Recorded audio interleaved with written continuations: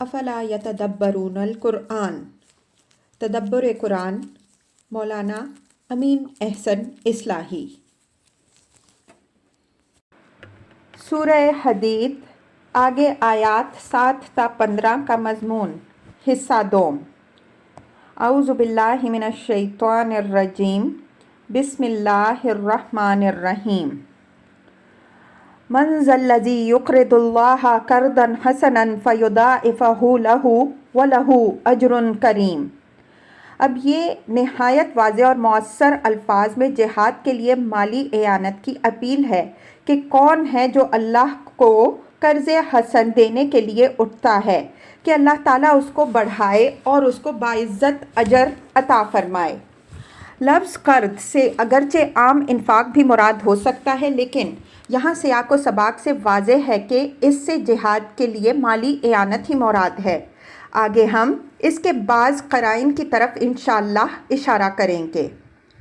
انفاق فی سبیل اللہ کے لیے قرض کے لفظ میں جو اپیل ہے وہ محتاج وضاحت نہیں ہے۔ اوپر واضح ہو چکا ہے کہ انسان کے پاس جو کچھ بھی ہے وہ اللہ تعالیٰ ہی کے سپرد کردہ امانت ہے۔ اب یہ کتنا بڑا فضل ہے اس رب کریم کا کہ وہ اپنی ہی عطا کیا ہوا مال اپنی راہ میں خرچ کرنے کی جب بندوں کو دعوت دیتا ہے تو اس کو اپنے ذمے قرض ٹھہراتا ہے، جس کی واپسی کا وہ گویا اس طرح ذمہ دار ہے جس طرح ایک قرض دار اپنے مہاجن کی رقم کی واپسی کا ذمہ دار ہوتا ہے۔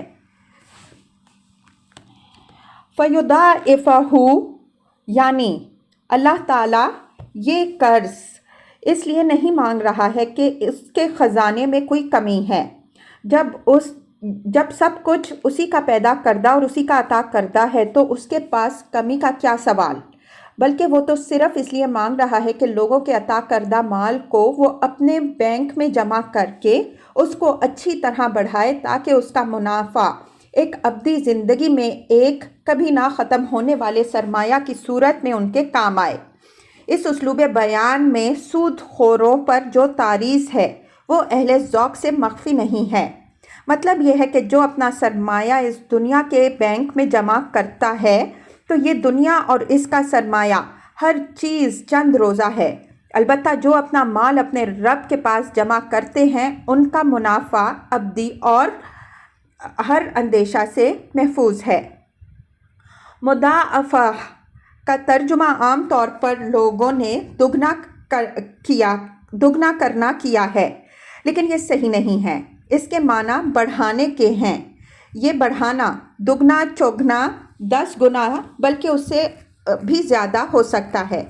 اس کا تعلق دینے والے کے خلوص اور ان حالات سے ہے جن میں وہ مال دیا گیا ہے، اور سب سے زیادہ اس رب کریم کے فضل سے ہے جس نے اپنے بندوں کے لیے ابدی منفعت کی یہ راہ کھولی ہے۔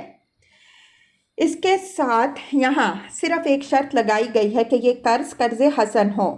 قرآن میں اس کی وضاحت میں جو باتیں فرمائی گئی ہیں ان سے معلوم ہوتا ہے کہ یہ قرض حسن اس شکل میں بنتا ہے جب دل کی پوری فراخی اور بلند حوصلگی کے ساتھ دیا جاتا ہے، دل کی تنگی کے ساتھ محض مارے باندھے یا دکھاوے کے لیے نہیں دیا جاتا۔ اچھے مال میں سے دیا جاتا ہے، محض چھدا اتارنے کی کوشش نہیں کی جاتی، اور سب سے بڑھ کر یہ کہ محض اللہ کی خوشنودی کے لیے دیا جاتا ہے، کسی غرض دنیاوی کے لیے نہ دیا جاتا ہے، اور نہ دینے کے بعد اس کے دیے جانے پر احسان جتایا جاتا یا کسی پہلو سے کوئی دل آزاری کی جاتی ہے۔ وَلَهُ أَجْرٌ کریم، یعنی اس کے دیے ہوئے مال میں جو بڑھوتری ہوگی وہ تو ہوگی ہی، علاوہ ازیں اللہ تعالیٰ خاص اپنے فضل سے بھی اس کو نہایت باعزت اجر دے گا۔ اس کی وضاحت آگے آ رہی ہے۔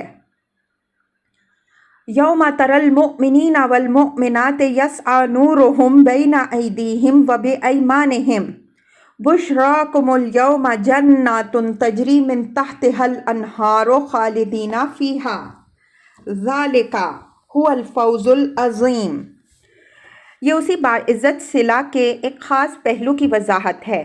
مطلب یہ ہے کہ اللہ تعالیٰ اپنی راہ میں خرچ کرنے والوں کی رہنمائی جنت کی طرف روز حشر اس طرح کرے گا کہ ان کی روشنی ان کے آگے اور داہنے چل رہی ہوگی، اور وہ اس روشنی میں جنت کی طرف بڑھیں گے، جبکہ دوسرے لوگ جنہوں نے یہ روشنی اپنے اندر نہیں پیدا کی ہوگی تاریکی میں گھرے ہوئے ہوں گے۔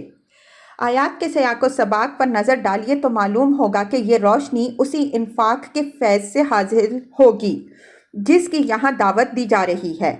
اوپر آیت 9، هو الذی ينزل على عبده آیات بینات لیخرجکم من الظلمات الی النور کے تحت ہم یہ اشارہ کر چکے ہیں کہ آیات بینات سے اشارہ یہاں خاص طور پر ان آیات کی طرف ہے جو انفاق کی عظمت و اہمیت واضح کرنے کے لیے نازل ہوئیں۔ اسی انفاق سے نفاق کی جڑ کٹتی ہے اور اسی سے وہ نور حکمت عطا ہوتا ہے جو اس دنیا کی تاریکیوں میں بھی انسان کی رہنمائی کرتا ہے اور آخرت میں بھی یہ رہنمائی کرے گا۔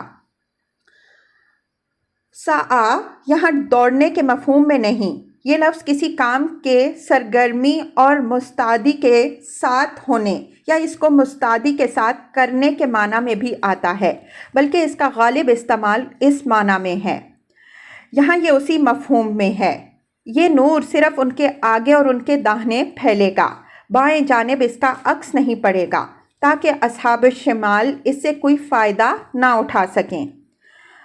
آگے ان کی اس نور سے محرومی کا ذکر آ رہا ہے۔ بشراکم اليوم جنات تجری من تحتها الانہار خالدین فیہا ذالک هو الفوز العظیم۔ یہ بشارت صورتحال کی تعبیر بھی ہو سکتی ہے اور فرشتوں کی زبانی بھی ہو سکتی ہے۔ قرآن میں نظائر دونوں کی تائید میں موجود ہیں۔ ذالک هو الفوز العظیم، یعنی اگر کسی کو اللہ نے مال بخشا ہے تو اس سے وہ سب سے بڑا فائدہ جو حاصل کر سکتا ہے وہ یہی ہے کہ اس کو اللہ کی راہ میں خرچ کر کے اپنے دل کے اندر وہ روشنی پیدا کرے جو قیامت کے اندھیرے میں اس کی رہنمائی کرے۔ اس کے سوا جتنے فائدے بھی ہیں وہ وقتی اور عارضی ہیں، اور ان کے اندر جو ضرر مثمر ہے وہ دائمی اور ابدی ہے۔ مطلب یہ ہے کہ اگر حوصلہ ہے تو اس فوز عظیم کو حاصل کرنے کے لیے اپنے مال خرچ کرو۔ یوم یقول المنافقون والمنافقات للذین آمنوا انظرونا نقتبس من نورکم قیل ارجعوا وراءکم فالتمسوا نورا فضرب بینہم بسور لہ باب باطنہ فیہ الرحمۃ وظاہرہ من قبلہ العذاب۔ اس دن منافقین کا حال یہ ہوگا کہ وہ اندھیرے میں بھٹک رہے ہوں گے۔ انہوں نے اللہ کی راہ میں انفاق کر کے وہ روشنی اپنے اندر پیدا کرنے کی کوشش نہیں کی جو آخرت میں ان کے کام آتی۔ وہ جب دیکھیں گے کہ ایک گروہ ان لوگوں کا جن کے اندر وہ دنیا میں رہے بسے اپنے ساتھ ایک روشنی رکھتا ہے جو اس گھٹا ٹوپ اندھیرے میں ان کی رہنمائی کر رہی ہے، تو وہ نہایت حسرت کے ساتھ ان سے درخواست کریں گے کہ ذرا ہمیں بھی قریب پہنچ لینے دیجیے کہ ہم بھی آپ کی روشنی سے فائدہ اٹھا سکیں۔ ان کو جواب ملے گا کہ اس روشنی سے فائدہ اٹھانے کی تمنا نہ کرو، پیچھے پلٹو اور وہاں روشنی تلاش کرنے کی کوشش کرو اگر کر سکتے ہو۔ مطلب یہ ہے کہ اس روشنی کے حاصل کرنے کی جگہ تو تم پیچھے چھوڑ آئے، اب اس کو پانے کا وقت گزر چکا۔ تمہارے لیے اب حسرت، ندامت اور اس تاریکی کے سوا یہاں کچھ بھی نہیں ہے۔ بعض لوگوں نے اس قول کو العیاذ باللہ محض ایک چکمہ سمجھا ہے، لیکن یہ چکمہ نہیں ہے بلکہ بیان حقیقت ہے۔ کسب و اکتساب کی جگہ یہ دنیا ہے۔ جس نے اس میں نیکی کی کمائی نہیں کی، آخرت میں اس کا حصہ صرف محرومی ہے۔ اس جواب کے بعد فوراً ان کے اور اہل ایمان کے درمیان ایک دیوار حائل کر دی جائے گی جس میں صرف ایک دروازہ ہوگا، اس کے اندر کے حصے میں رحمت ہوگی اور اس کے باہر کی جانب عذاب ہوگا۔ اہل ایمان اس دروازے سے رحمت والے حصے میں چلے جائیں گے اور منافقین عذاب کی تاریکی میں گھر جائیں گے۔ اس قسم کی ایک دیوار کا ذکر سورہ اعراف میں بھی گزر چکا ہے، تفصیل مطلوب ہو تو وہاں دیکھیے۔ ینادونہم الم نکم معکم قالوا بلا ولكنكم فتنتم انفسكم وتربصتم وارتبتم وغرتكم الاماني حتى جاء امر الله وغركم بالله الغرور۔ منافقین جب دیکھیں گے کہ روشنی کی جو جھلک نظر آئی تھی وہ بھی اوجھل ہو گئی، اور جن کے ساتھ دنیا میں رہے ان سے بھی بالکل ہی رابطہ ٹوٹ گیا، تو وہ دل شکستہ ہو کر فریاد کریں گے کہ بھائیوں، آپ لوگوں نے ہمیں بالکل ہی کاٹ پھینکا۔ کیا دنیا میں ہم آپ لوگوں کے ساتھ نہیں رہے بسے؟ اپنے بھائیوں سے یہ بے اعتنائی اور بے پرواہی؟ جواب ملے گا کہ اس میں تو شبہ نہیں کہ دنیا میں تم لوگ بظاہر ہمارے ساتھ رہے، لیکن تمہارے دل ہمارے ساتھ نہیں تھے، بلکہ تم انہی فتنوں میں مبتلا رہے جن سے اللہ نے تم کو نکالنا چاہا۔ تم نے ایمان کا دعویٰ بڑی بلند آہنگی سے کیا، لیکن اس ایمان کے جتنے مطالبے تمہارے سامنے آئے ان میں سے ایک کو بھی پورا کرنے کا حوصلہ تم نے نہیں کیا۔ اپنے مال اور جان کو اللہ کے دین اور اس کے رسول سے تم نے زیادہ عزیز جانا۔ تمہاری وفاداریاں اسلام کے دشمنوں کے ساتھ رہیں، اور حق کی جگہ ہمیشہ اپنے مفاد ذاتی کو تم نے ترجیح دی۔ وَتَرَبَّصْتُمْ یعنی تم برابر ہمارے لیے گردشوں اور آفتوں کے منتظر رہے۔ سورہ توبہ میں ان منافقین کا کردار ان الفاظ میں بیان ہوا ہے۔ وَمِنَ الْأَعْرَابِ مَن يَتَّخِذُ مَا يُنْفِقُ مَغْرَمًا وَيَتَرَبَّصُ بِكُمُ الدَّوَائِرَ۔ التوبہ آیت 98۔ اور ان بدوی منافقین میں وہ بھی ہیں جو اگر کبھی اسلام کی راہ میں کچھ خرچ کر بیٹھتے ہیں تو اس کو اپنے اوپر ایک تاوان خیال کرتے ہیں اور تمہارے لیے برابر گردشوں کے انتظار میں رہتے ہیں۔ انہی لوگوں کا کردار سورہ نساء میں یوں ہوا ہے: الذین یتربصون بکم فإن کان لکم فتح من اللہ قالوا الم نکن معکم۔ سورہ النساء آیت 141۔ جن کا حال یہ ہے کہ وہ تمہارے لیے منتظر تو رہتے ہیں شکست کے، لیکن ان کے علی الرغم اگر اللہ تمہیں فتح دے دیتا ہے تو غنیمت کی طمع میں بھاگے ہوئے تمہارے پاس آتے ہیں اور کہتے ہیں کہ کیا ہم آپ لوگوں کے ساتھ نہیں رہے ہیں؟ وَارْتَبْتُمْ یعنی تم برابر شک اور تذبذب میں مبتلا رہے۔ اسلام اور پیغمبر صلی اللہ علیہ وآلہ وسلم کی حقانیت پر کبھی تمہارا دل نہیں جما۔ تم نے کفر اور اسلام دونوں سے تھوڑا تھوڑا تعلق جوڑے رکھنا چاہا کہ اس کشمکش میں جس کو غلبہ حاصل ہو اپنا مستقبل اس کے ساتھ وابستہ کر لو۔ اس ذہنی کیفیت کی تصویر دوسرے مقام میں اس طرح کھینچی گئی ہے: مذبذبین بین ذالک لا الہ ہؤلاء ولا الہ ہؤلاء۔ سورہ النساء آیت 143۔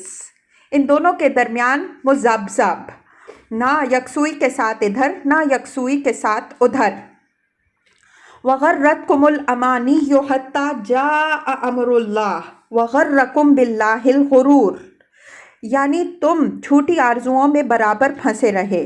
اللہ تعالیٰ کی طرف سے تمہیں جو ڈھیل ملی تو تم اس دھوکے میں مبتلا ہو گئے کہ تمہاری یہ دو رخی پالیسی کامیاب ہے اور اس کو تم آخر تک کامیابی کے ساتھ نبھا لے جاؤ گے، لیکن یہ آرزو پوری نہ ہو سکی۔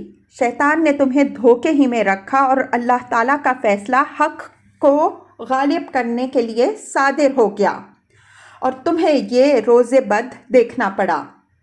وَغَرَّكُمْ بِاللَّهِ الْغُرُورُ میں لفظ غرور شیطان کے لیے استعمال ہوا ہے۔ اللہ کے باب میں دھوکے میں رکھنے کا مطلب یہ ہے کہ تمہیں یہ آگاہی جو دی جاتی ہے کہ اللہ تعالیٰ نے اپنا رسول اتمام حجت کے لیے بھیج دیا ہے۔ جو لوگ اس کے بعد بھی اپنے کفر پر اڑے رہیں گے یا نفاق کے پردے میں چھپنے کی کوشش کریں گے وہ لازماً خدا کی گرفت میں آ جائیں گے۔ تو شیطان تم کو یہ سبق پڑھا دیتا ہے کہ یہ سب محض دھونس جمانے کی باتیں ہیں جو نہ پہلے سچی ثابت ہوئی ہیں نہ آئندہ ہوں گی۔ ان سے پریشان ہونے کی ضرورت نہیں ہے۔ فَالْيَوْمَ لَا يُؤْخَذُ مِنْكُمْ فِدْيَةٌ وَلَا مِنَ الَّذِينَ كَفَرُوا مَأْوَاكُمُ النَّارُ ہی مولاکم و بئس المصیر، یعنی یہ صورتحال جو تمہیں پیش آئی ہے پوری آگاہی اور اتمام حجت کے ساتھ پیش آئی ہے، اس وجہ سے اب اس سے چھوٹنے کی کوئی تدبیر نہیں ہے۔ یہاں کسی کے پاس نہ تو کوئی چیز فدیہ میں دینے کی ہے اور نہ کسی سے فدیہ قبول ہی ہوگا، نہ تم سے اور نہ ان کافروں سے جن کے ساتھ تمہارے یارانہ رہا ہے۔ تم چونکہ اسلام کی طرف یکسو نہیں ہوئے، اس وجہ سے ایمان کے ادعا کے باوجود تمہارا اور ان کفار کا حشر ایک ہی ہوگا۔ تم سب کا ٹھکانہ دوزخ ہے اور وہی تمہارا مولا یعنی مرجع ہے۔ مطلب یہ ہے کہ اب تمہارے لیے نہ خدا کے سامنے کسی داد و فریاد کی گنجائش ہے اور نہ وہاں اب تمہاری کوئی سنوائی ہونی ہے۔ تمہارا مرجع اب دوزخ ہے۔ اب جو کچھ پاؤ گے اسی سے پاؤ گے، اور یاد رکھو کہ وہ برا ٹھکانہ ہے۔